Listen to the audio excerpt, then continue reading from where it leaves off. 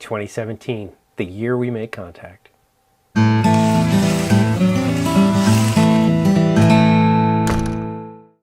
HandyDadTV is an independent representative of JAQX Smart Home. To find out why, go to HandyDadTV/whyJAQX. Welcome to HandyDadTV. I'm Chris Hyder, your virtual dad in the cloud, and today we're going to dive deep into contact sensors, also known as window and door sensors, depending upon what you want to call them.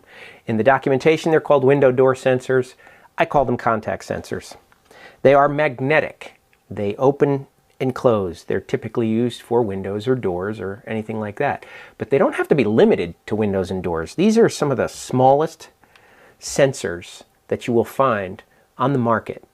And they can be used a ton of ways. This is small enough to go in your liquor cabinet, in your gun safe. You can even put this on the wall, put this part on the wall and this part on your safe in your bedroom, and they will just make contact, and if somebody goes to move your safe, it will set the alarm off. There's a lot of ways you can use these things. So if you didn't see my video on planning my security system, you can check that out up here. But I said I have 4 doors in my house and I needed 4 door sensors. So these are the 3 that came with the kit, and I bought a 4th one. And with this one, I bought what's known as the Metal Max.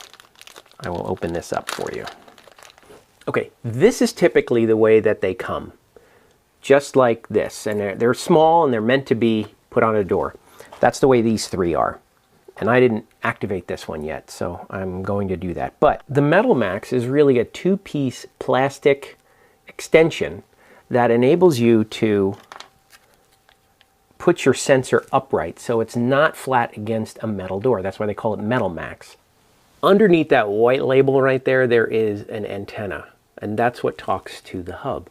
So if you put this flat against a metal door, it's possible that that metal door may cause some problems with the transmission.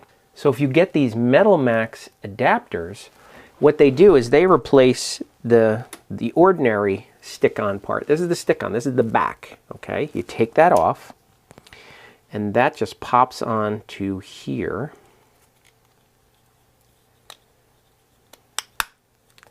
Like so.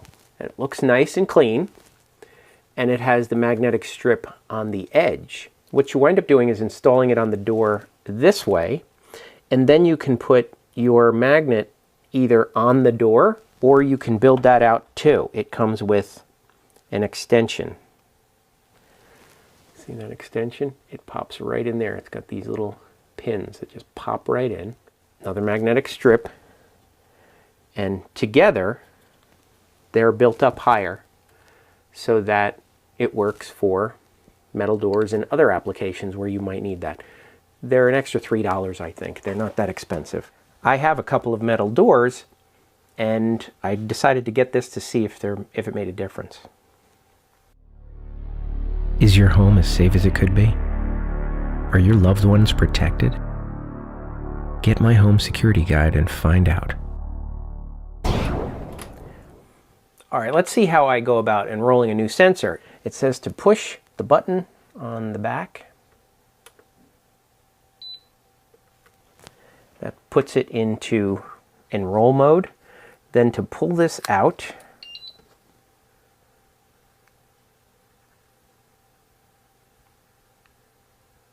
and immediately it shows up as zone 4. Again, really easy. I've always wondered before I install the contact sensors how far apart they can be and still pick up. The official word in the document is about 1/2 inch. So let's find out. I'm just going to push this until I see my zone 3 go closed. There. That's about 3/4 of an inch, which is really good. They tell you 1/2 inch on paper because they want to make sure that it is definitely within the space for it to pick it up. And maybe as the battery starts to lose its power over time, it may not be as sensitive. So try and keep them as close as possible, and you shouldn't have any problems, that's for sure. Okay, one last thing before I go and install these. There's one thing you may not notice on them, and there's two holes in the back. See those two holes? Those two holes can be used to connect external sensors. So for example, if you've ever seen this type of wired sensor, it's a magnetic switch that if you have the magnetic end next to it, you can put these on windows and doors, and when they're together, they make contact. I picked these up on eBay. They were about $10, and I did it for another project, so it has nothing to do with this. I just happen to have them. So those holes enable you to connect external contacts. If I stuck these in there, I would be able to use this instead of the magnet switch inside here. Now, why is that important to you? I'll tell you why. Let me take two of them.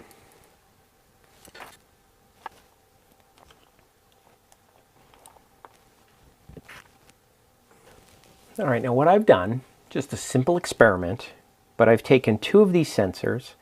One of the leads is connected between the two sensors. So what it has done is it formed a loop.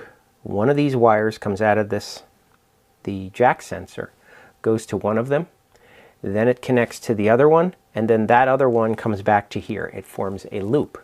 And you can form this loop as big as you want. And when any one of these is open, it senses that the door is open. And when could you use that? I'll tell you an example.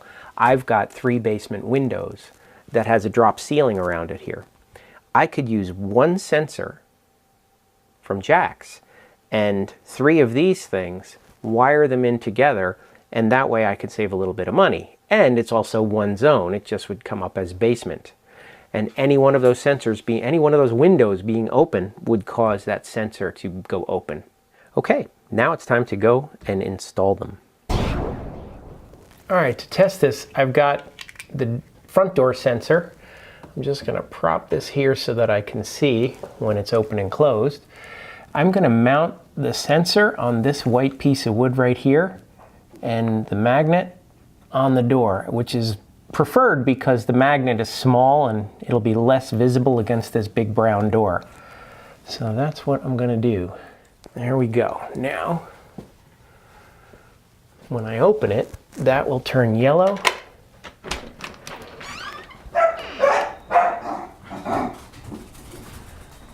Open, and it says zones opened. And of course, the watchdogs. Yeah, I know, I opened the door. All right, I'm going to do a little bit of a non-standard installation here on the slider. Basically, it's going to do this when the door opens, because the gap over here is kind of strange, and I tested it, it is going to work, so this is what I decided to do. Now, I'm going to use the phone just to make sure, and it does say slider closed. Let's give it a try. Slider open.